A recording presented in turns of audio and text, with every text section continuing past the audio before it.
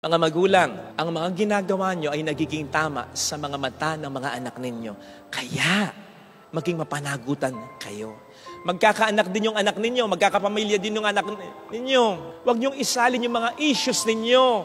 Yung mga issues na nakuha ninyo sa mga magulang nyong may mga hindi magandang naipakita sa inyo, katin ninyo, putulin ninyo para hindi na maulit sa mga anak ninyo at sa mga magiging mga apo ninyo.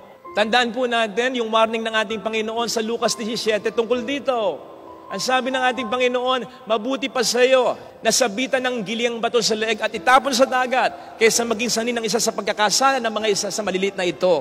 Ganon ka-serious para kay Kristo ang magkasala ang ating nasasakupan, ang mapunta sa kapahamakan, kasamaan, ang mga nasasakupan natin. Bakit ganun ka-serious yun para sa Panginoon natin?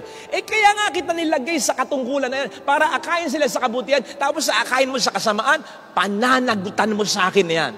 With great power comes great responsibility. Ano ang reminder ni Kristo kay Pedro sa Juan 21? Pedro, pakanin mo, alagaan mo 3 beses ang aking mga tupa. Reminder yon. Pedro, 3 beses kong inuulit sa iyo, aking mga tupa. Hindi mo mga tupa.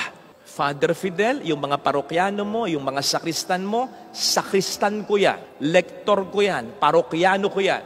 Governor, yung mga nasasakupan mo, constituents ko yan. Hindi sa'yo yan. Daddy, mami, nanay, tatay, yung mga anak ninyo, anak ko yan. Hindi sa yung anak yan. Pag-aari ko yan. Kaya sa lahat ng mga may kapangyarihan, malaki ang ating pananagutan.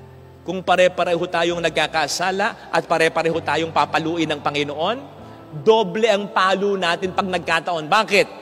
Ikaw yung nasa katungkulan Ikaw yung dapat na mas nakakaalam Ikaw yung nilukluk dyan para akayin sila sa kabutihan tapos akayin mo sa kasamaan.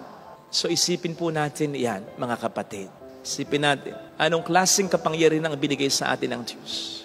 Bilang politiko, bilang kleriko, bilang pare, bilang magulang, bilang panganay sa magkakapatid, bilang pinakamayaman sa magkakapatid, may kapangyarihan ka. Bilang pinakamayaman at pinakamatalino, pinakamaysay sa magkakaibigan, may kapangyarihan kang pinagkaloob ng Panginoon. Hindi basta kapangyarihan niya na dapat ay gamitin mo sa iyong sariling kapakanan dahil mananagot ka sa Diyos pag nagkaganyan.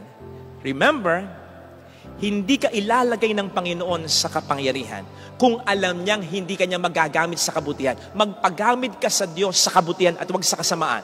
And remember, hindi ka niya rin ilalagay o pababayaang malagay sa luklukan ng kapangyarihan kung alam niyang hindi ka niya kayang alisin dyan kahit kapit tuko ka sa silyang yan.